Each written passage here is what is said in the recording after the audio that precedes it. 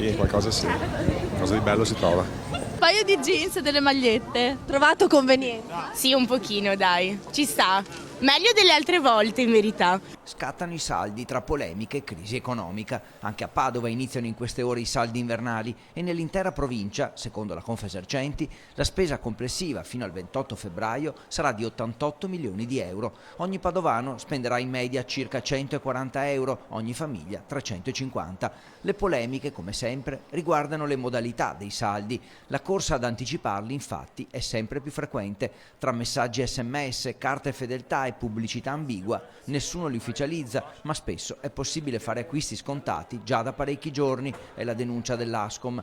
Eppure le norme sono chiare e le sanzioni per i trasgressori severe al punto da raggiungere i 3.000 euro.